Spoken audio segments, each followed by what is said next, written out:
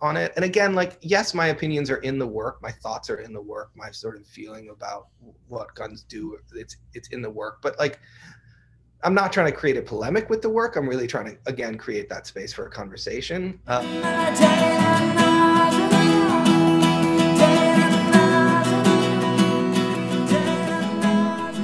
then I just click. There you go. But it's interesting what you just said, that you teach Chinese. We were just briefly talking about the gun laws in Germany, because I don't really have an idea about it. So it would be pretty interesting. Do you know how it is with guns in China and stuff? I think in China they're not allowed to have anything, I guess. No. They're reasonable people, at least with respect to that. I didn't teach Chinese. We just taught over there. But I mean, I think most of East Asia, certainly Japan, China, they're just not guns. It's not a part of the world there. Unless you're military. And I don't remember if the police had guns or not. I don't.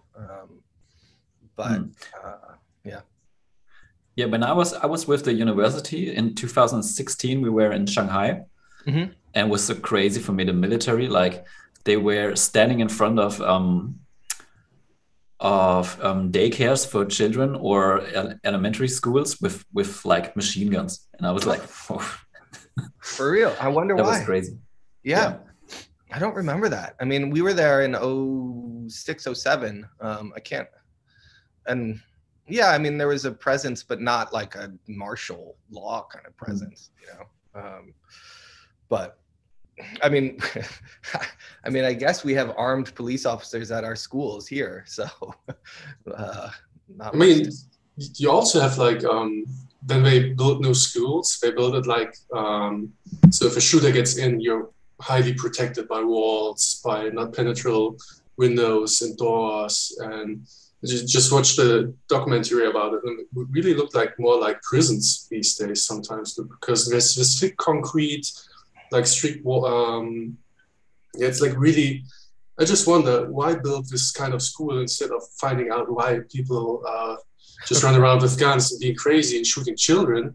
They just make profit out of it. I mean, it's good to protect the children, so I'm not against this, but it's like you just put another, it's just another wound you try to treat with I don't know, you don't treat the wound, you just try to put something on and just hope it heals, but you don't you just treat symptoms. Yeah, that's what I want to say. But how come people get so crazy or just do this stuff? Yeah, I mean, it's funny actually that you mentioned schools. It's actually something that I'm starting to actually kind of think a lot about and look at. It's difficult from a photographic standpoint, partly just to kind of articulate what you're saying, visually to really communicate that. It's also just from an access standpoint, getting into schools is tricky. But it's something that like I've been increasingly sort of thinking about and trying to start moving in that direction, partly because I have two young children, one of whom just entered or is about to finish kindergarten. And so like he's in a public school, and that's a conversation that's being had, and they have, they don't call them active shooter drills for the kids, but they have these lockdown drills. And thinking, even in that context, like the school that I went to when I was a kid, which, obviously greatly predated all of these school shootings, it was an open floor plan, right? There were no doors to lock. There were no, there were walls because it's a building, but there everything was kind of open. And like, that would be, I don't think it would necessarily be scary as an educator now, but that conversation would be being had. Like, well, where do we go? And certainly, like I teach at the University of Kentucky, and we moved into a new building maybe 5 or 6 years ago, and it was not designed with that in mind. We just have lots of glass and open space, and it's just kind of like when that conversation is had, because it has to be had in this country. You're like, okay, well, where is a closet that you can find? Like where is it that you can get to it's insane. It's crazy. So do you think the act of violence gets normalized just by doing these drills, building these kind of institutions and building it in a way so a shooter has a hard time to hit people, to kill actually people? Right. So, I mean, there's a huge discussion about the gun law and stuff, and I'm from Europe. I have not much to say in it. I just have a meaning about it. I'm not sure if more guns make more violence or if they pretend violence. But for me as a European watching what's going on in the US, it just seems to me that the more there are guns available, the more damage you can do if you want to do damage. Here in Germany, like it's really hard to get the guns. And if someone gets a gun, sure, he shoots people. But that doesn't happen that often because we don't have that many guns in the country. Right. Yeah. I mean, no, more guns do not make for more safety. Yeah. This is like we're a test case for that, right? The U.S. is a test case. We have 300 million plus guns. We could arm every single person in this country. You know, my 2-year-old could be running around with a gun. You know, and there'd be guns to spare.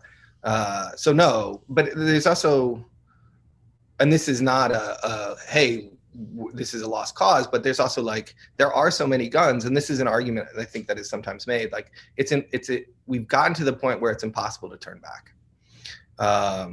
And so, and I don't necessarily believe that, I just don't think we have the political will to do it. But no, more guns do not help anything. It's, you know, if you've already had 10 beers, the 11th isn't going to help you at that point. Yeah, it's true.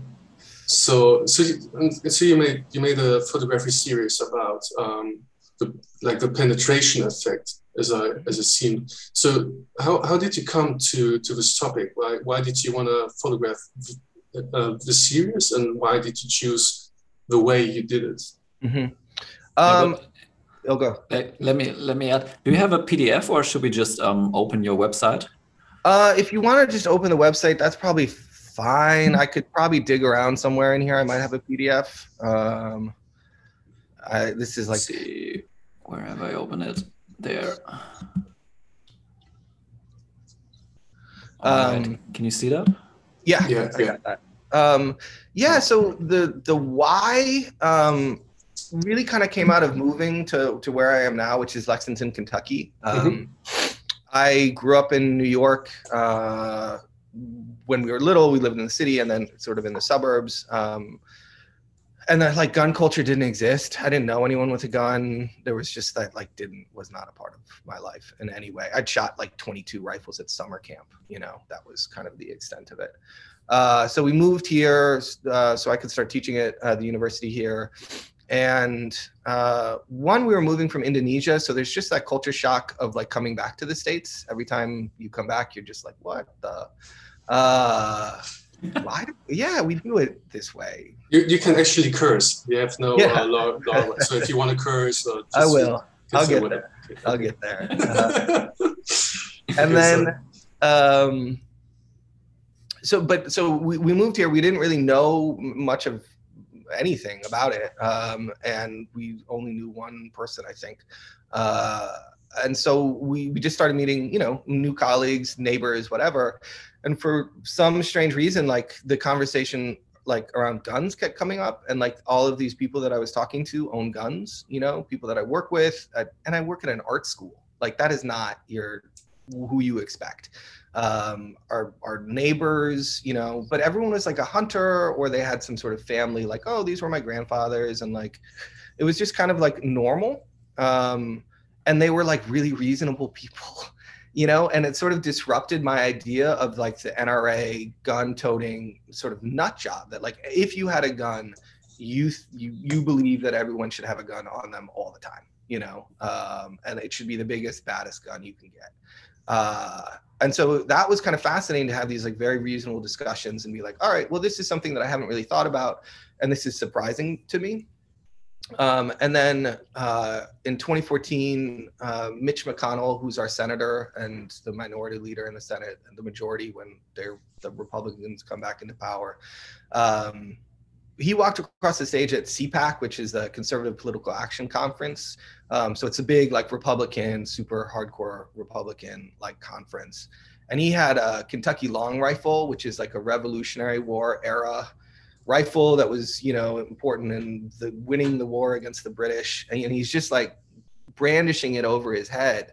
And it was just like, what the fuck is that? There you go.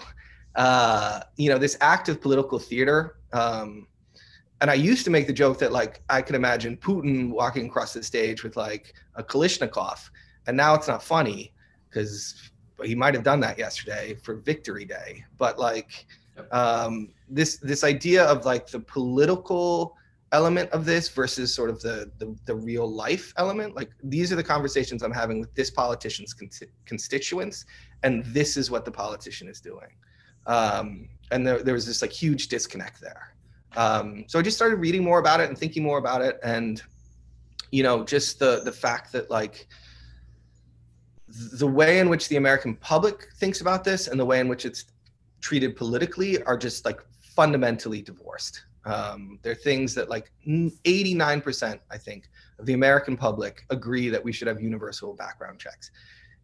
In this country, to get 89% of Americans to agree on anything is crazy, right? Yeah. And it's guns, and we agree on guns. And so for me, it was just kind of like, well, how do I get into this? How do I kind of approach this? And to like cut this answer a little shorter, like the question that I wanted to ask through the various elements of the work was like, well, we can agree on what guns create, right? They put holes in things, they kind of destroy things. And then it was a question, at least in those sort of initial, the bullet holes themselves, of finding a technique that could speak to that. And that was just a lot of experimentation and kind of playing in the darkroom.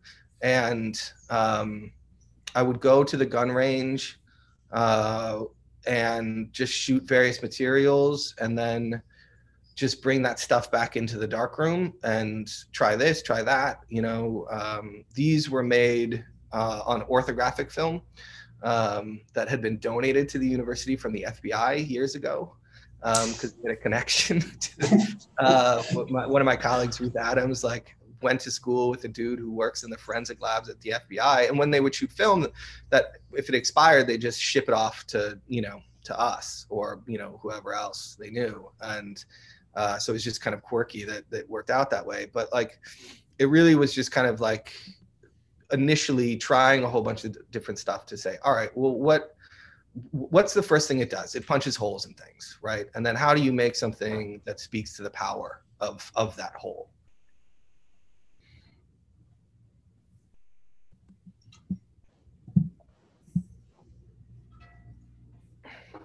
Was this what was a tipping point for you to like make this decision, or I want to do work about this?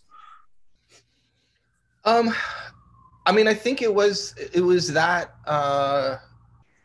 not necessarily just, you know, Mitch walking across the stage like, you know, with his stupid gun, but it was that like, this doesn't make sense, right? Like, I don't understand this thing.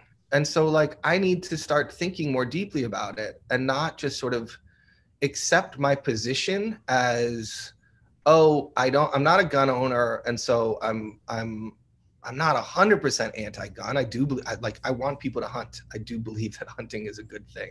You know, like if you take all the predators away, somebody's got to get those deer, you know?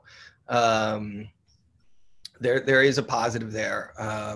And so it was just kind of like, this isn't necessarily a culture I want to be a part of, but it's a culture that's so important in our country that I need to spend some time really thinking more deeply about it.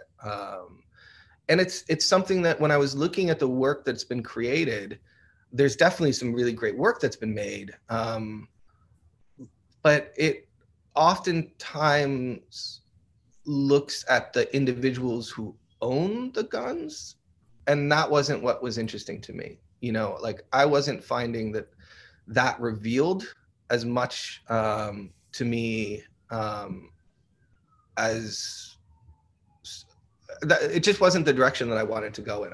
I really I wanted to sort of find a place that we could kind of that could engage people from any side of the aisle, right? And if you're pro-gun, if you're anti-gun, there's something for you in this work. And if I can do that, then there's a chance that you can have the conversation about guns, and then people who 89% of us who are in the middle on this stuff can say, oh wait, like we do agree on this stuff. It shouldn't be dictated by this 11% of people. It should be dictated by the 90% of us. And I think that was kind of like that disconnect between the politics and the on the ground sort of experiences, to me, was kind of like, oh, this is something that I need to kind of get into. Are all the parties pro guns, or is there some party which is like trying to get these votes? I think the Dems try, and I think it's, but they're not all that successfully. Rarely successfully, and partly because we only have two parties. You can't build coalitions, right? It's just polarized. That's just the way it's kind of broken down.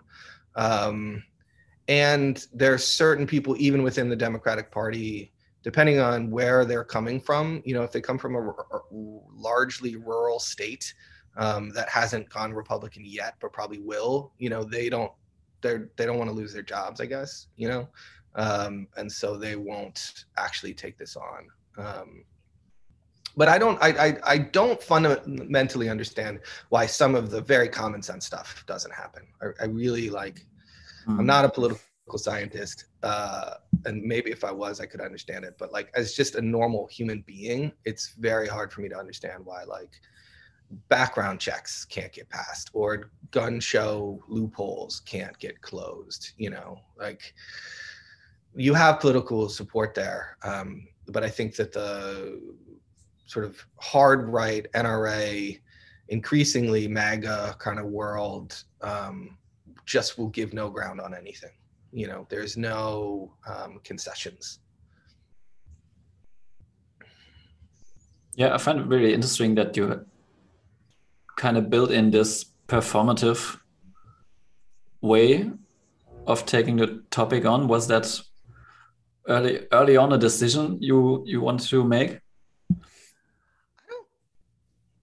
No, it was a pretty kind of organic process. I think that these the kind of bullet holes were just sort of all right, well, how do I sort of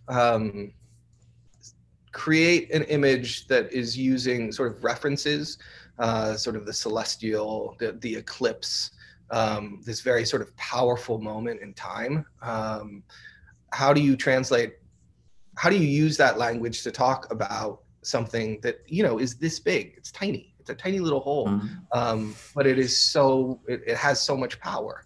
And so it was kind of what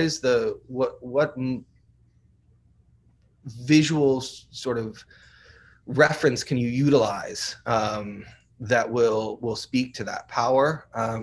I think later on with the next part of it, which were the silhouette series, where they're the cutouts, that was there is a performative aspect to that, insofar as you can kind of see in these, but you kind of have to see them in person because they're mirrored plexi. So you come up to this thing and then suddenly you see yourself eviscerated by these thousands of rounds that have been shot at what initially was a piece of cardboard and has been sort of recreated in this. And so I did want, in that case, there to be sort of a very personal implication. You have to confront this. This is not out there happening to somebody else. Yeah, that's what I really like about this mirror effect, that you see yourself in it and that it reflects back at you, but also from inside of you. Yeah. I really like that. Yeah, and that was it. I mean, all of these things were, I don't want to get too into the weeds with process, but this was really outside of the way that I've been working in the past. Most of my work has been really kind of straight photography. And this sort of came as a challenge from a gallerist, Kathy Edelman, who was just sort of like, I'd been doing them out of paper, just black paper, sort of recreating them. And I'd have the light coming through. It was like angled in such a way so that like when you came up to it, then that light would hit you. And that was sort of where that effect was happening. But it required, like, I had to have complete control over the space for it to be effective, right? Like, it could only be in a solo show and a gallery that I could darken, you know. And, you know, in conversation with her, she was just like, you have to figure out a way to make this clearer and more direct. And it was just like, it was a nice challenge, you know. It was just kind of like, okay, good, get back in there, you know, figure out what's a material that could do that. Yeah, I think it's way more effective. Yeah, me too. They're they're a bitch to hang. I'll tell you that much. Are they on the wall, or are they hanging from the? They're hanging from the top. They're hanging. Like for this installation, it was, I don't know, maybe 25-foot ceilings. And so I'm up like on a cherry picker, you know, hanging it. And we, you know, I worked with this woman at the gallery, and she was really patient and really sweet and really kind. And we got everything hung and, you know, finally leveled out and just like, just so, you know. And then we came in the next day and the line had stretched unevenly. So we had to go and do it all over again. It was just one of those things. Oh man! Like, oh god, okay. This is what I'm doing. How big are these? They're one-to-one replicas of the original cardboard, and the original cardboard is 24 by 36 inches, so like a meter by, you know, whatever, 2/3 of a meter. So you really, I mean, it's like it's based on the original kind of silhouette form that they use. And so they put a piece of cardboard behind that silhouette. And so you can see the torso region and the head region is where everything kind of gets largely, you know, that's what people are hitting. Not completely. There are plenty of stray bullets there. But yeah, they're physically about the exact same size as a person, you know. When you're confronting your audience with themselves and the work, how was your experience when you shot the bullets at the shooting range? It was interesting. Did you feel? What's that? What did you feel? What was the? What did I feel?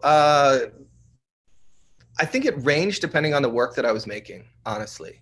The first time I went in, I'd never shot a handgun before. And so, you know, I went to a gun range just to be like, hey, I'm a photographer. I want to make some art. And they're like, oh, okay, you know, what do you want to do? And I was like, I'm just going to shoot some different things, put holes in them. And they're like, well, yeah, this is a good place to put holes in things. And so they were like, come on a quiet night, come on like a Tuesday night. It'll be, you know, quiet. And so I went in with just, you know, some random stuff. And I said to the guy, I was like, look, I've never, you know, shot a gun before. And he's like, oh, don't worry. You know, like there's a range officer in there. If you have any questions, he can kind of walk you through all of this. And so, you know, you go to the counter and you pick out which gun you want to borrow if you're not bringing your own, which most people do, but you buy the bullets and you go in there. And I think what was really surprising to me when I got up to the line was that I knew everything already. Like I'd been taught how to shoot a gun from the age of 8. I don't know when I saw my first Arnold Schwarzenegger movie, but like we're so we've been educated through the media on like how to manipulate these weapons, right? They're simple, they're not confusing. I mean, they're very simple, but it's like anyone who's watched TV growing up knows how to shoot a gun, right? Because we just see it all the time. And I think for me, that was like, that initial part of it was just kind of confusing, you know, like it was just like, wait, how do I already know this? Yeah. I was just asking this. Oh, why do I know this? Yeah, like, it's really that easy. It is. I have a 6-year-old, and like we work hard to try and kind of monitor what media he engages, you know.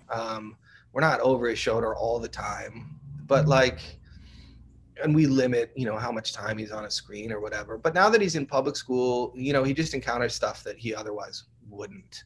And I know that fairly soon he'll start encountering media that does kind of engage this weapons and all of that. And like for now, we can preserve some semblance of innocence. But that time is quickly disappearing. And so, yeah, I think to answer that question again, I think first it was confusing. I never felt like a sense of power. I never felt like, wow, this is really like, I am finally a man. I've shot a, you know, like there was none of that ever came through for me. I can sort of understand how for some people, maybe that's in there.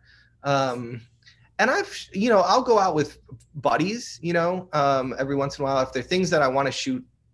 When I was working on this more, there were things that I wanted to shoot that I couldn't bring to a gun range, like sheets of plywood, or I was doing some stuff with a friend of mine where we were shooting clay. And there is something kind of fun about it, but it's more just kind of hanging out with friends, you know, and not like, we could be having just as good a time, you know, sitting by a fire and drinking beers, you know, or just, you know, doing whatever. So no, I never, like, it never scared me. It never made me feel anything other than just kind of like, I'm doing a job here. I'm trying to get this done. With the last part of it, or, you know, or one part of it where I was sort of documenting gun deaths, and you're shooting hundreds of rounds. That was just sad. That just made me feel shitty, honestly. It was just kind of like, these will and at some point in the future represent a life that's been lost, and that's just crappy, honestly.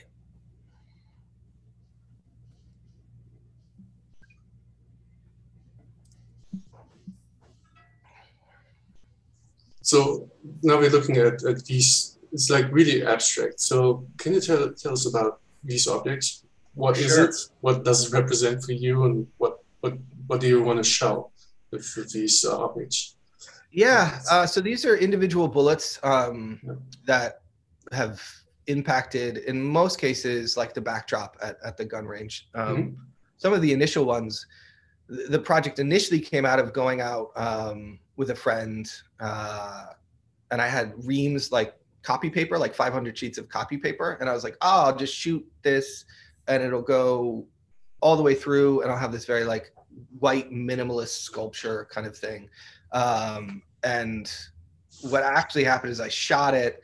It went about a third of the way into it, and stopped. And then the guy that I was with was like, oh, what are you doing? And I was like, I'm shooting this. And he came over and he just like unloaded on the thing and just like shredded it. I mean, just like shredded paper at that point. And being a good little, you know, progressive, I had to recycle that paper.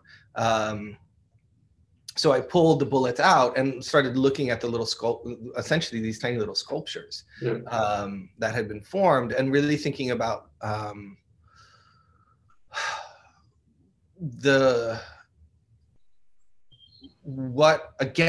same question, like, you know, what does a gun do, right? It deforms things, it destroys things. That's what it's meant to do. And so these bullets are super sleek objects, and then they impact something, and they turn into this other form entirely. And they're designed to do different things, and that's a whole nother scary part of it. But just again, thinking about this linkage of destruction and creation and how those things sort of function together, and that you can't, it's impossible to tease them apart, right? They're not separate acts, that they are sort of fundamentally entwined with each other. So that was kind of where that work was coming from. How do you look at what, again, that central question of like what is created through this act? When I look at these, especially these, I also see like the beauty and terror. It's like, yeah, I mean, that's at the core of all of this, right? That it is like, I don't want to use the word sublime, you know, I don't quite feel comfortable with that word at this point with this work, but it is, those things are right there. There is something beautiful about it. There is something terrifying about it. And that started with the first bullet holes. That started with the eclipse. Like, I don't know, have you guys ever seen an eclipse before? Yeah.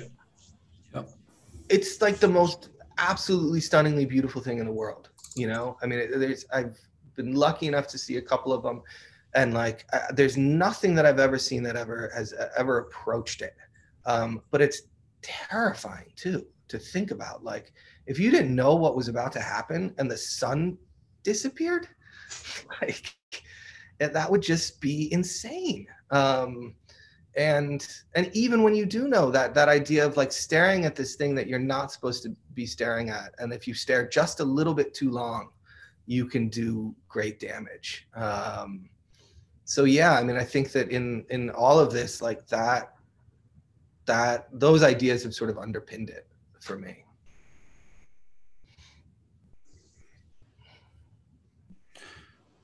yeah, this is this the last part of it? What are these? So these are individual bullet holes. Each one represents a gun death. So they're 12. It's a 12 panel piece, so I do the research, which is awful because there are no databases in the U.S. To track this, or at least government databases. That was in the 90s. I think Newt Gingrich and his crew forced the CDC to stop tracking gun deaths. So there is a guy who's actually in Lexington, and he runs a website called Gun Violence Archive.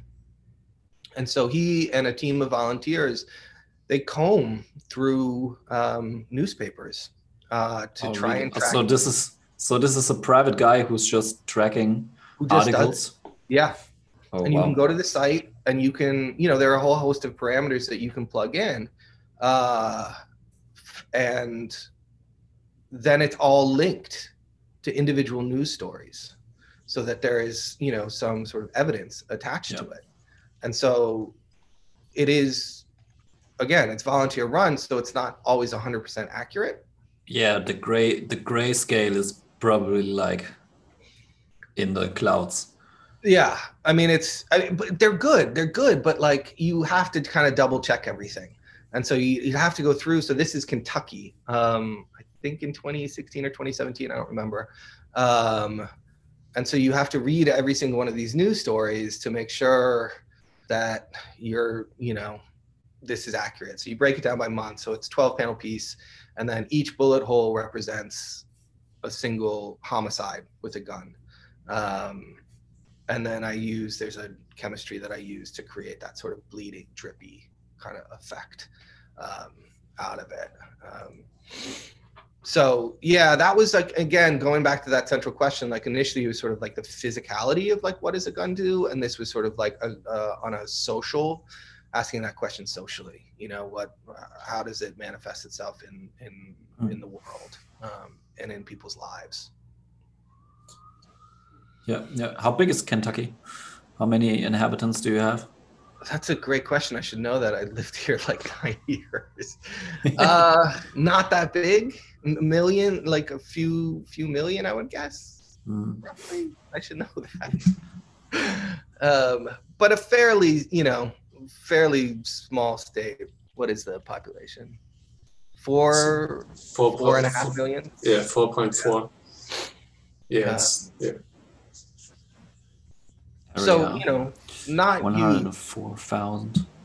And pretty rural, I mean, Lexington is the second largest city and it's like 350,000,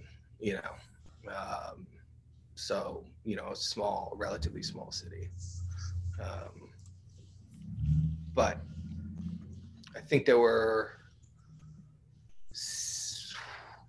it's been a while, 700 something gun deaths that year.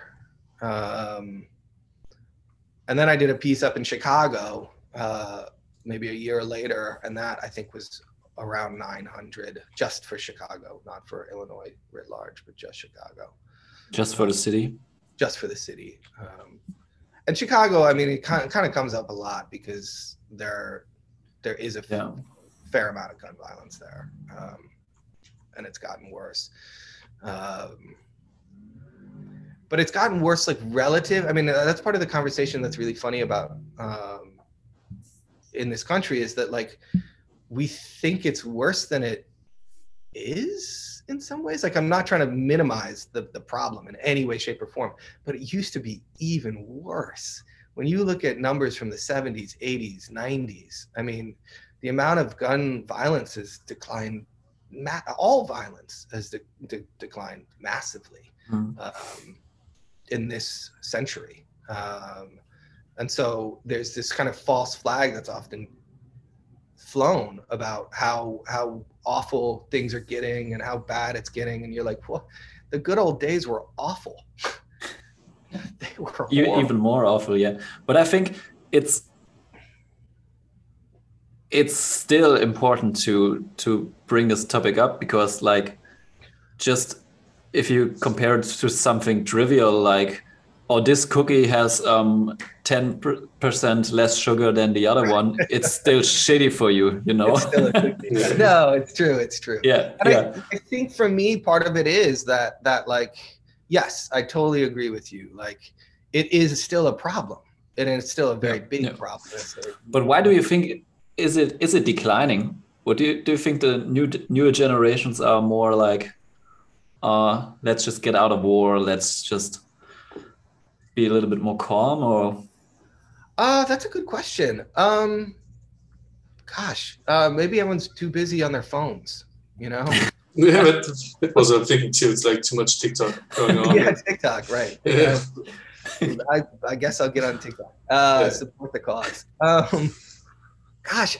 don't know. And I probably should. I mean, I think part of it is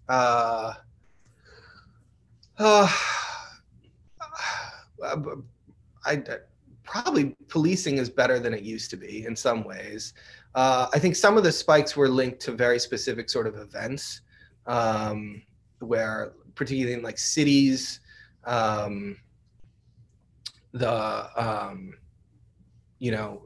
crack epidemic in the 90s, there were just certain sort of spikes that would be associated with that. I don't know. I should. That's a good question. I should look into that more. Yeah. Sorry, I don't have a better answer for you on that. Maybe nobody knows so far. I'm sure people are researching it, I'm sure that there's research being done on that, and I should probably look into that because I think it's a great question. Like, what is the thing that's causing? Because it's not less guns, it's not less guns. Yeah. But I think, I don't know. Yeah, it's just so I grew up in as I said, in New York, and so like New York in the 80s, it has nothing to do with New York today. I mean, it's just such a fundamentally different place. And I think part of that is the concentration of wealth in cities has really shifted. I think a lot of cities that were really hurting kind of after the boom of the 50s and 60s, when everything started to kind of come undone, a lot of those cities have kind of gotten back on their feet. Whereas like New York, New York's New York. But you look at sort of Rust Belt cities like Cleveland or Pittsburgh, that had relied on industry, and have now sort of been able to kind of figure out new ways of working. But so part of it might be a kind of a shift in cities. But most of the violence isn't, it's not like carjackings and random shootings. It's, it's domestic violence. I mean, that's where it is. Most of those deaths up there are partners. Yeah, I think that's what Sebastian said in the beginning of our talk. Like, why are these shootings happening, and not how you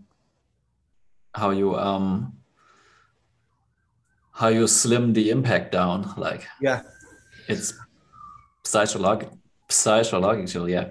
But I wanted to ask you, when you look at this question, why the violence is a little bit declining.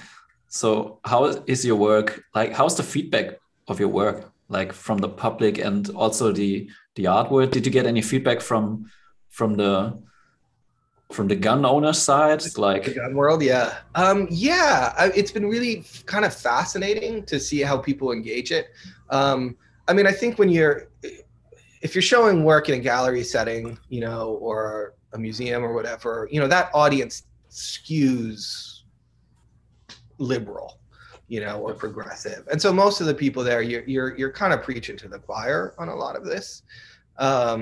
At least sort of my feeling on it. And again, like, yes, my opinions are in the work, my thoughts are in the work, my sort of feeling about what guns do, it's in the work. But like, I'm not trying to create a polemic with the work. I'm really trying to, again, create that space for a conversation. And it was really interesting to bring the work back to show people at the gun range, to be like, oh, here's what I made, like, check it out.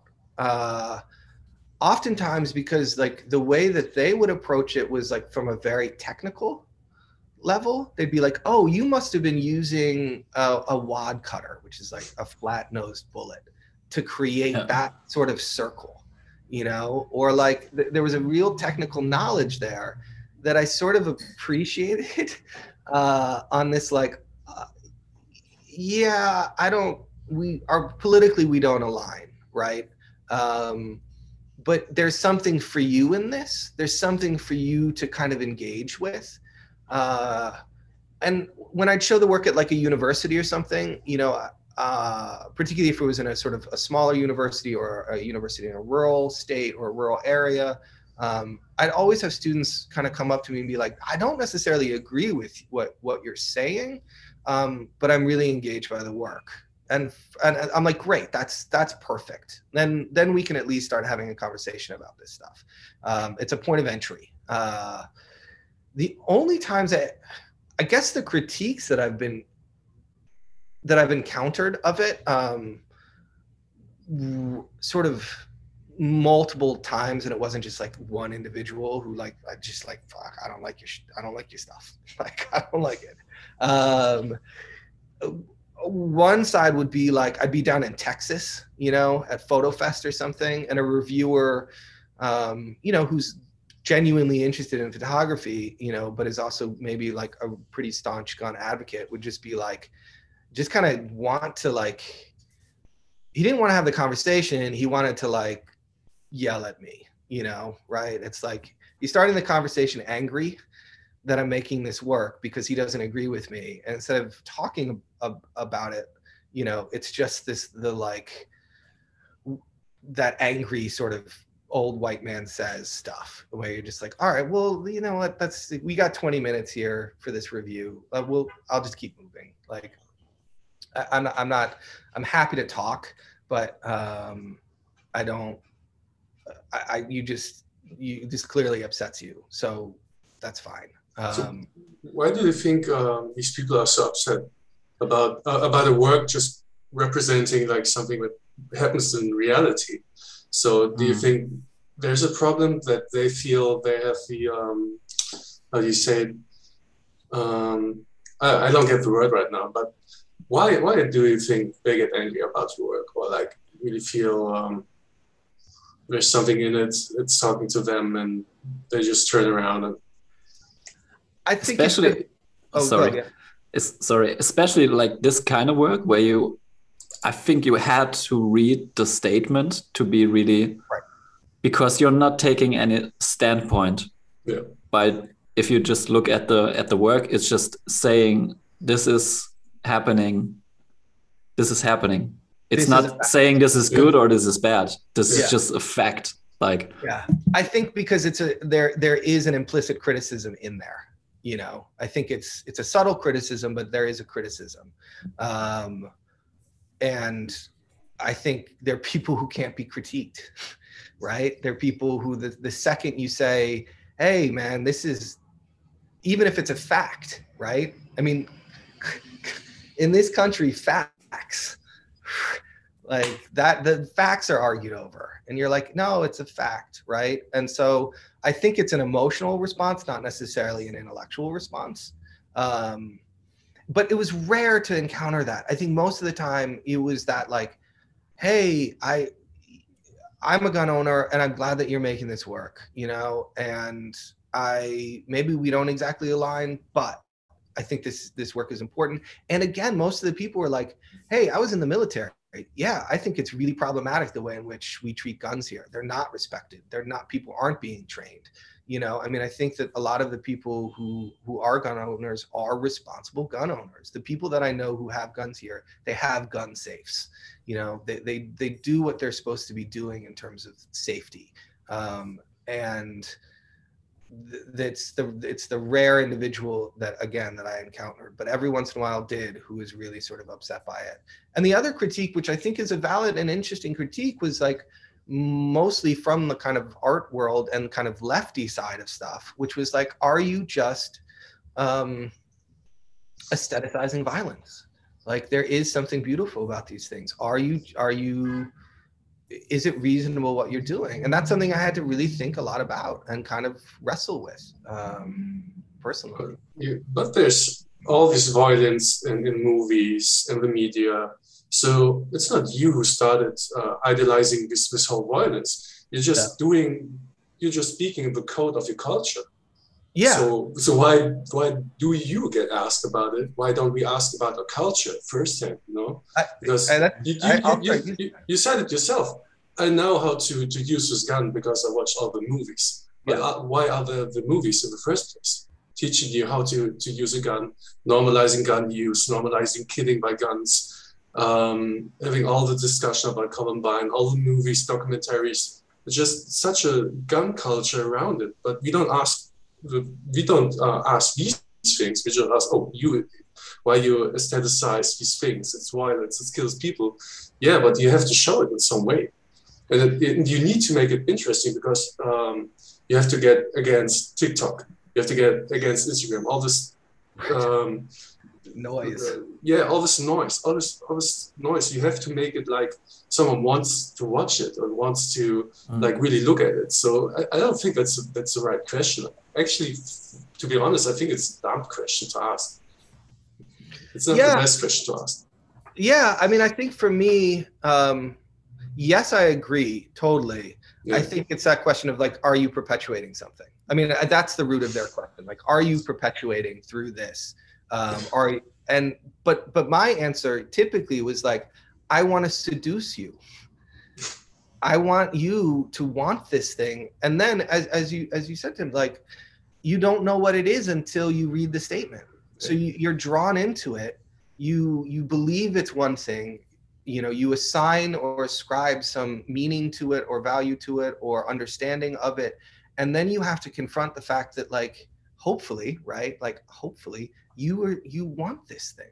Not like I want you to purchase it. I don't care about the capitalist element of it, but like that you're like, oh, I am uncomfortable with that now.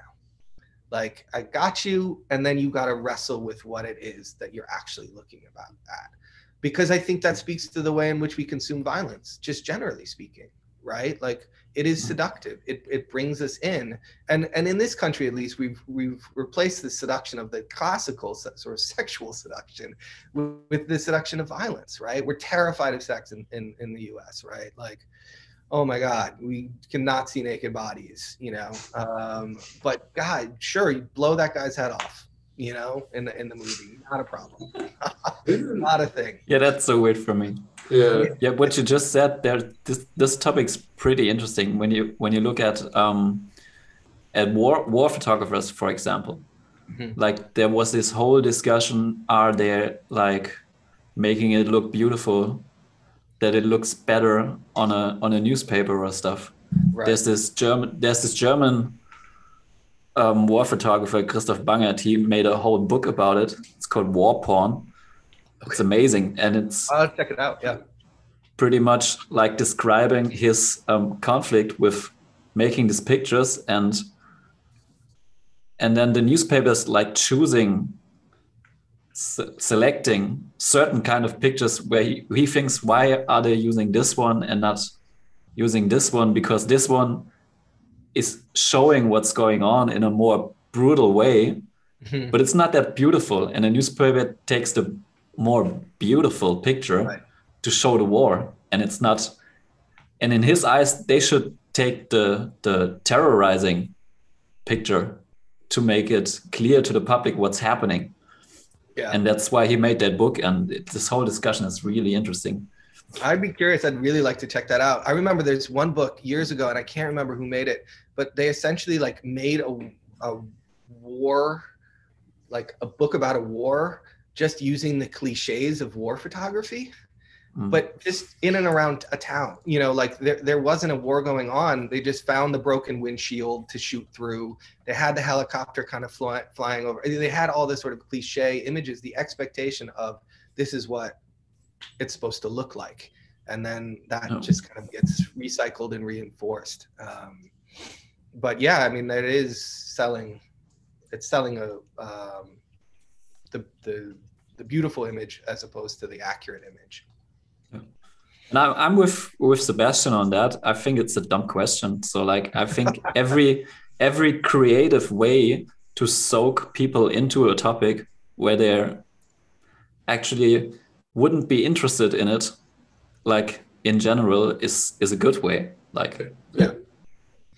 If only 10 people see this, and think, oh, this is beautiful, what is this? And then see, oh my God, I didn't know about this, I'd have to check it out. Yeah. I mean, it's also interesting, like, has been interesting because I've shown this work in a lot of places and just kind of dealing with the responses to it. So like back to that question that you asked, like, yes, I've shown this a lot in the US, and like, and it matters. Like if you're showing it in Chicago or you're showing it in Texas, you know, like it's a different audience. But it also matters if you're showing this in Copenhagen or Kyoto. And basically outside of this country, that it's more just like, what is wrong with you people? Yeah. And I'm like, it's so much. Yeah, that was the initial questions I had when I looked at the work and did some research. Like I was like, okay, this is the right to own a gun is in the constitution of this country. Why is that? Why is it so like essential to that 10% of people in the US? Like, is it a form of freedom or what is it? It's like, yeah, I mean, I think for those people, it's a genuine like conviction that this is evidence of freedom.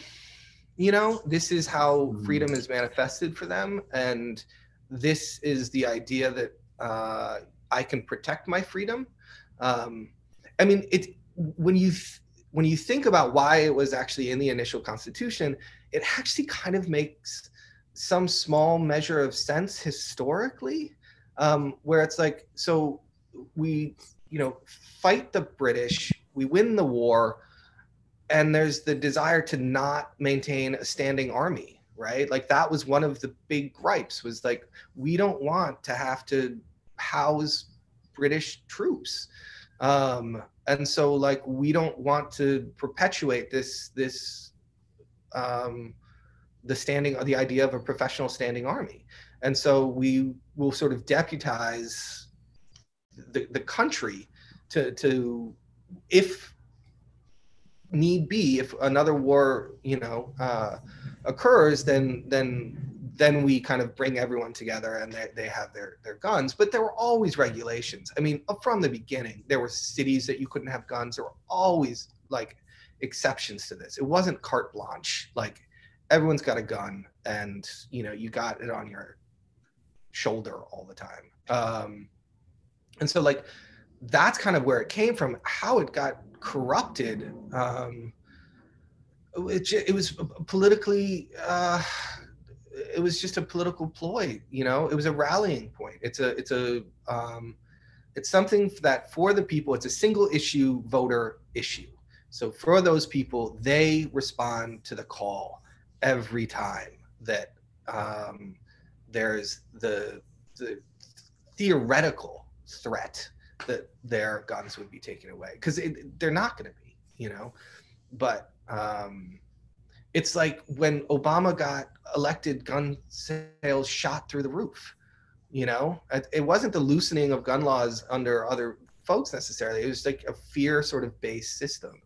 And we right now are dealing with the Supreme Court that is just so out of balance and out of whack. And like, I don't want to get into the current issues that we have, because they're extreme and they're terrifying, and just you wonder why anyone wants to live in 1840 again.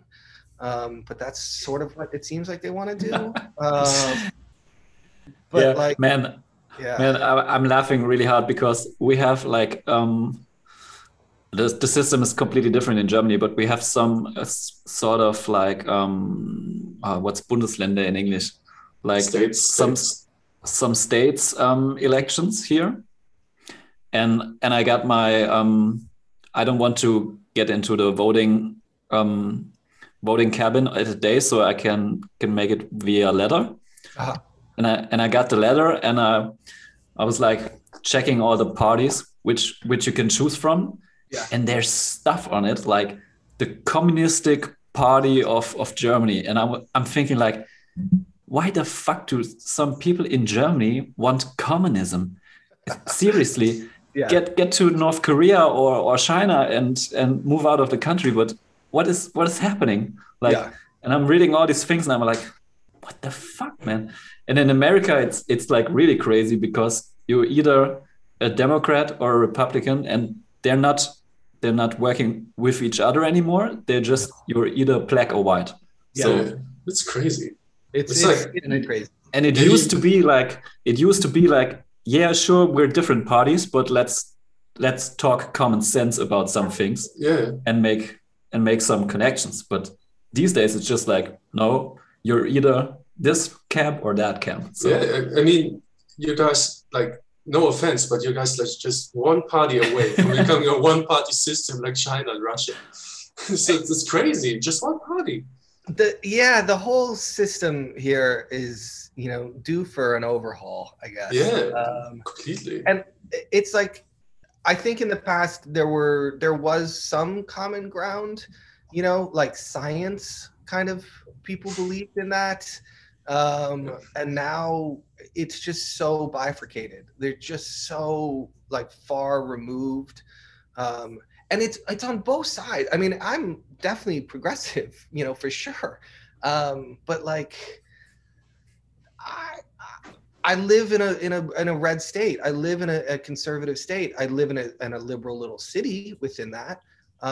But because I live in a place that is fundamentally a conservative place, like I have to listen to it. Whereas if I lived in New York or I lived in California, I don't, and like in listening to it, you're like, I understand your grievances. Like, I understand why you're pissed. Now, social media and the rest of it has really screwed the conversation up deeply. And it really, I mean, it's hard not to look to that as just so fundamentally fucked, and as just such a driver of awful partisanship. But being here, you see why people might be upset and why they feel left behind and why they're clawing to try and get anything that they can. And it's, you know, but though that's not where the conversation is taking place, right? It's just a screaming match somewhere over there. And the two-party system is just broke. I mean, it's just a broken system. And it means that, like, for things like this, we can't do anything. We can't even when we agree it's not politically expedient to make changes, because any compromise is seen as a failure. Yeah, that's what I meant. Is that the reason why you're not on any socials? You just described. When I researched you, I was like, oh, this is so refreshing. No Instagram. I'll just drop an email. Yeah. Well, actually, somebody recently was looking at my website, a friend of mine, and she was like, dude, you need to at least put your email on there. And I keep meaning to do that. Yeah, I think I just, I didn't get into it. Like, I graduated college in 2002. So, like, I missed that part of it where, like, it could have just happened. And then I think that Facebook is one of the ugliest things I've ever seen in my life. Not just the content, but just the formal layout of it. That it's like, You don't like the color blue? Just that particular blue. Navy, I'm totally fine with navy. But no, just the visual overload of it, the like, I just remember seeing it and being like, no, not for me. And I have friends, you know, like I stay in touch with my friends. I can call them. I can text them. And like, I don't need that many I have enough acquaintances in my daily life. I don't need to like know what your kid is doing. And I sure as shit don't want you to know what my kid is doing. You know, like I got two boys, they're 2 and 6. I take plenty of photos of them. And most of them are sitting on my mantle because they're all Polaroids. And then I would have to scan them and then upload. Like, why would you care what I had for breakfast? You know, like, it just never really got into it for me. And I sort of made a pact with myself, like, in terms of like on a professional level, I know I could have gotten this work out much further into the world. More eyeballs would have encountered it. And certainly with the next projects, you know, but it's like, if I can make work that, and this is, I don't mean to sound cocky. I don't mean to sound like I'm great or anything, but it was like, if I can make work that's good, there are other ways that I can get it out. There are traditional ways that I can kind of get it out. And like those structures still exist. They just take more time and they're built on relationships. But maybe I should focus more on the work and less about the promotion of it. I mean, yeah, let the work speaks for itself. Yeah, even Instagram is like changing the content. They're going from photography platform to video, and now I'm just so short just leaving Instagram because I don't get it why I'm even there. They actually changed that. They actually changed that in their description or And now it used to be like photographic, but now it's like, I don't know what's the definition of it. It's like these reels they try to become TikTok, and it's like annoying. There's like YouTube videos, tutorials from photographers telling you how to do the perfect reel, how to make videos. And I was just scrolling through the comments, and many people were like, dude, I'm a photographer. I'm not videographing, I'm a photographer. So why should I make a video of my work and just share how I work? And it's just annoying. I just want to make my photography stuff, just post it, and people just can see it and keep posted of what I'm doing. It's just annoying, you know? I just want to work on my photography without having all the fuss about watching these stories, having like, oh, you got another self-portrait like the last 100 days in a row. So what the fuck's going on with you guys, man? I don't want to see this anymore. I don't care anymore. I want to call. I'm like you. I really turned like, I just want to call, text, that's it. I don't want to see it. Tell me, what did you experience, and not show me all the time with this little fucking videos that just make my ADHD worse, you know? It's just, I don't want to have it anymore. I'm just sick and tired of all this. It's just too fast for me. I'm becoming old. things are too fast for me. I just want to talk. Yeah. In real, you know, I really enjoy having conversations. Yeah, no, I agree. I 100% agree. And I think like, is this the first podcast you're doing? I think so. Yeah. Nice. That's awesome. That's awesome. I mean, it is. When you just talked about that, I was like, maybe we're the first one. Yeah. So I hope we didn't screw this up for you. No, it's great because it's a conversation, right? Like it's an engagement. Yeah. It's not it's not a performance, right? In terms of like, let me curate my life to make it look the best that it can. Like I'll make my work, I will try to make my work look the best that it can, but I don't want to pretend that my life isn't messy and full of, you know, wonderful things and difficult things, you know, and I really believe in like wonderful photographic work that engages that stuff. Like Eleanor Carucci's work, I think is fantastic. And one of the first photographers I ever encountered was Harry Callahan, and his photographs of Eleanor and Barbara, I mean, they still just like, they slay me. It's just, I love that work, you know, and my mentor, James Nakagawa, like his family stuff, his Kai stuff, you know, I really, really believe in that type of work. And I have some on my website of my wife and my partner. And like, that's important to me because it's not about the perfect. It's not about the ideal, you know, it's about a life, a real life, you know, not a fictionalized one. And yeah, and there's so little time. There's just so little time that for me to spend it looking at other people's stuff. I want to make sure that I'm looking at things that are really going to engage me, and that I'm going to, that particularly as a teacher, like I can bring into a classroom and say, hey, this is really good stuff. This is what you should check out. And I will say that like not being on Instagram definitely means that I miss tons of good work. You know, there's great stuff that's being created. I'm not snobby about that. And it is a loss to me that, that it's not work that I encounter. But it's also, you know, your needle in a haystack sort of situation. Yeah, it's so much noise. It's so much. You don't even have the time. If you, I mean, I used to like put this little thing like save these images for later.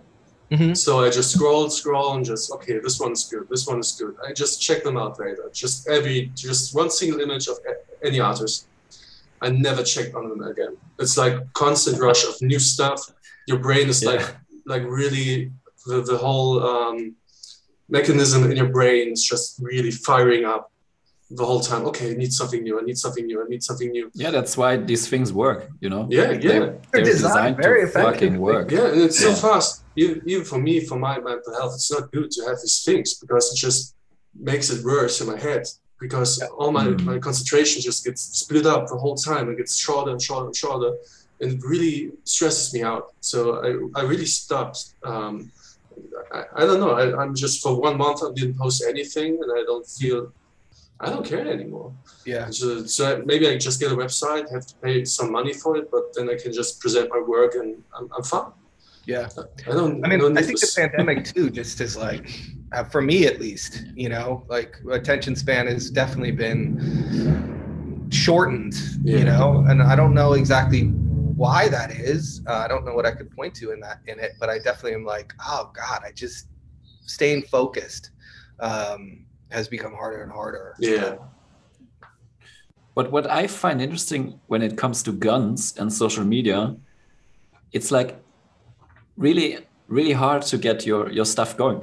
When I searched YouTube for it, there's the biggest guy in America it's a black guy. He does like gun reviews and stuff. Yeah. But he's basically shadow banned from YouTube. If you type him in, you can find him. You can find anything from him. But he's the biggest channel like reviewing guns. But you have to type in his name like almost Exactly. almost exactly like it is in the HTML part to find the channel. You can find it via the search or anything. It's crazy because he's so shadow banned, and I'm like, so okay, this is also like really like controversial. Like it's a big thing in America, but you can't really like show it. That's on interesting. YouTube I mean, and stuff. Definitely would like watch videos a couple years ago, mostly, but like for ballistic testing, and that was like pretty. There was plenty. You know, there are a lot of people who like shooting ballistic gels and clay and everything, and then they cut it open and they show. Yep. It's like that was easy to encounter, but I've never tried to follow or find a specific person in it. There was this one guy, he called himself FPS Russia. He's an American guy, but he had this Russian fake accent, and he just had so many fucking guns. Like, he got all through the Call of Duty games, weapons, and he got a big following. And then something happened to him. I don't know. I think he got arrested because there was some problems how he got his guns and stuff. And then there's the talk. He was really huge. He was one of the hugest YouTube channels besides some other guys.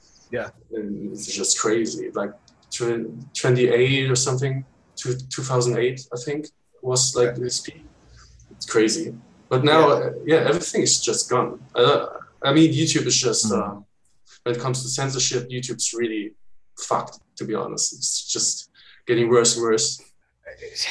Yeah, I mean, it's so I'm, I guess, kind of ambivalent about it because I'm terrified by some of the stuff that you can encounter, and then on the other hand, you're like, I don't really want Zuckerberg or these or Elon Musk, to be in charge, and I don't want Trump back on Twitter, man. It's nice to not have to listen to that noise, and I don't know how much the media would pay attention to it, but like that was. I don't think he's coming back. 4 years of just being utterly exhausted by indignation, and you're just kind of like. I don't think he's coming back. Yeah, but I mean, didn't he just like build his own social media platform or something like that? Yeah. Way off topic. Yeah. Sorry, Sebastian. What would you say? I mean, all the stuff wouldn't be so big if the media wouldn't push it all the time. Yeah. Trump was saying anything and the media was just on it every fucking day. And now I don't hear, in Germany, we don't hear anything about Biden. I have to search it. There's nothing good about Biden when I look him up, but Trump was even in Germany, every fucking day there was something about Trump. And the whole media he knew how to play this game. That's just sickening in some way. Yeah, it's true. Yeah, it's true. It's absolutely true. If he had anything wise to say, okay. But the way he said it, I mean, at some points he was right. After all, some accusations he made were right. So not everything was bullshit, but it was annoying. So it's just. I find it interesting. I find it interesting. Normally, we ask this question at the beginning, but I don't know. Somehow we got derailed into the topic we jumped right away. School shooting. I think it's cool. Yeah. So let's just ask at the end, how did you get into photography in the first place, into art photography? Oh, yeah.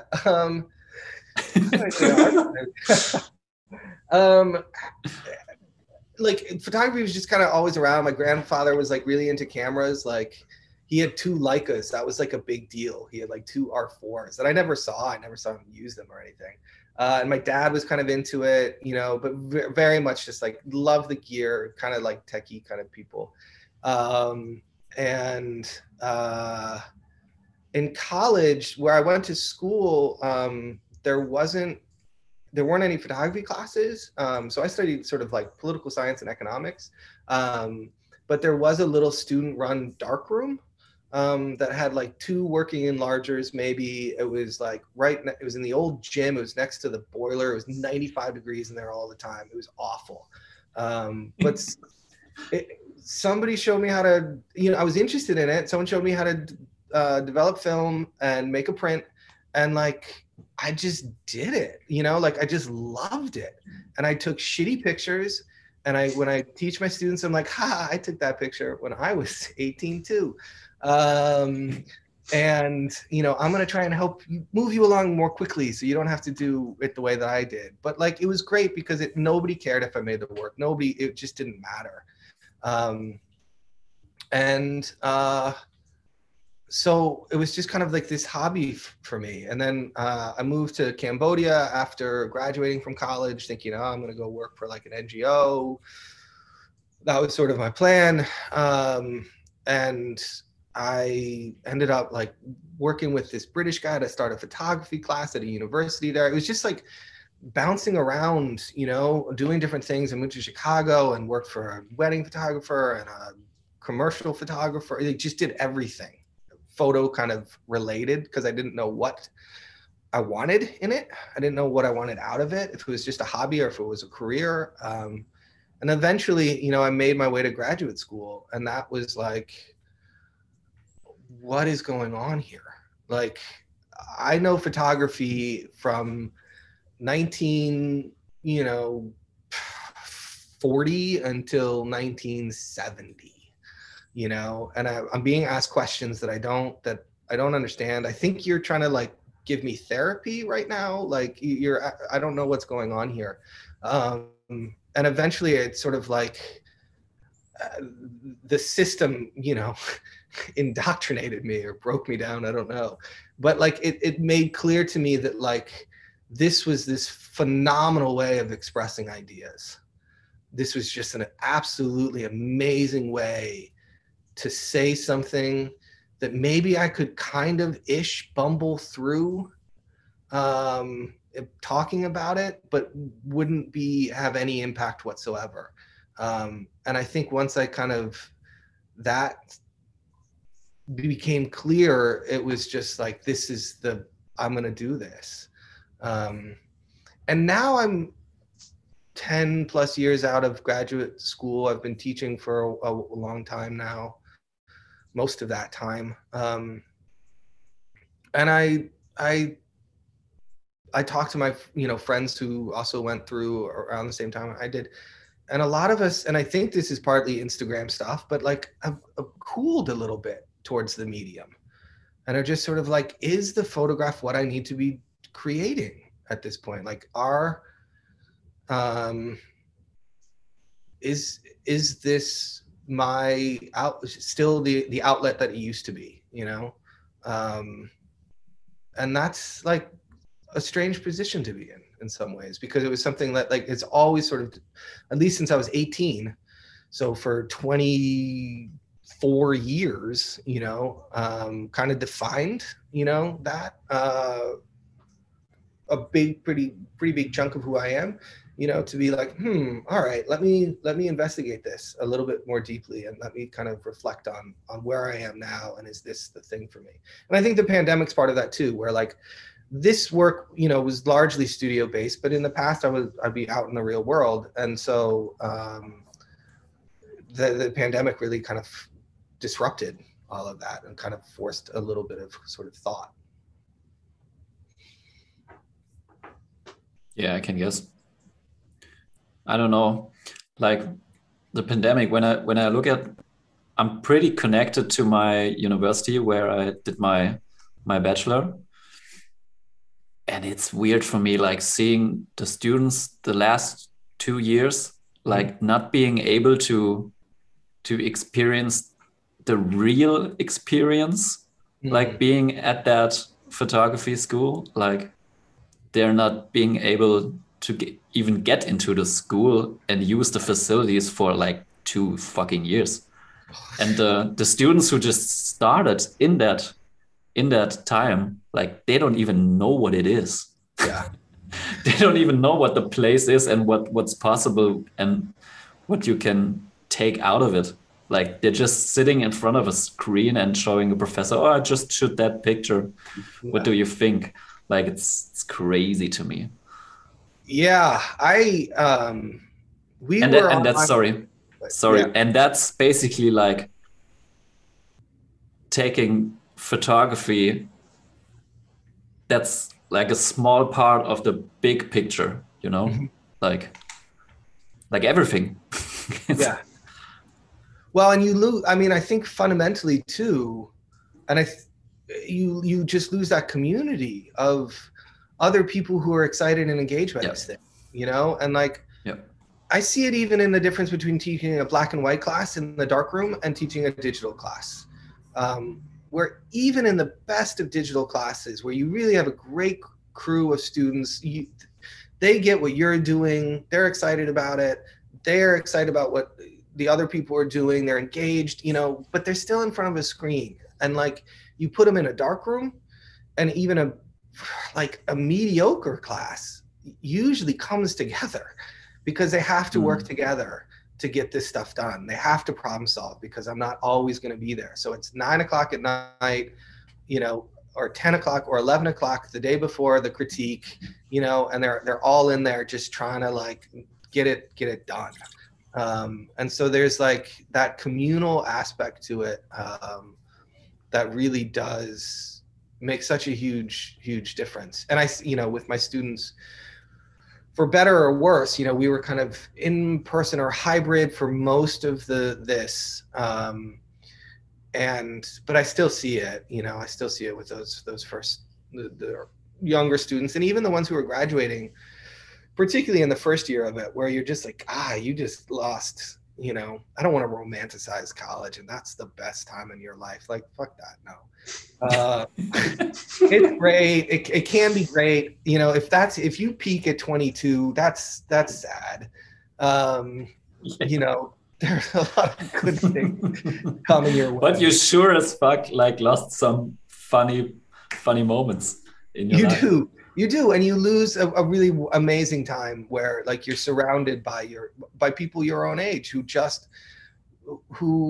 depending on the type of school you go to and depending on the type of people you are friends with, you know, might just love a lot of the stuff that you love too, and not in a surface level, you know. And I was lucky to go to a school where like, yeah, we would go to parties, like we're drinking, you know, and having fun.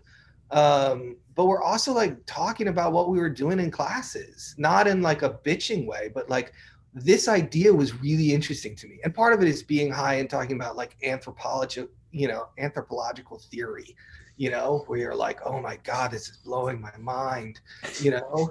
But like, it's also like, there are not that many times in your life where you really just get like a ton of information fire hosed at you. And if you're the type of person who's interested in that, and engaged by that, and you surround yourself by these other people who are also, it's like, it's pretty special. It's unique, if nothing else. And I do, you know, I just remember the first semester, you know, in March of 2020, when this was all coming undone. And I was down in Houston at Photo Fest when getting a text being like, university just shut down, you know, and thinking, you know, feeling bad for all those students who just lost kind of the end of their time, but also thinking, oh man, this is going to be hard on these kids. And I try and not be that curmudgeonly, like in my day, things were better, like, or we worked harder, or any of, you know, it's like, this is shitty for them. It's shitty for everybody, you know, it's just shitty in different ways. But yeah, I don't know.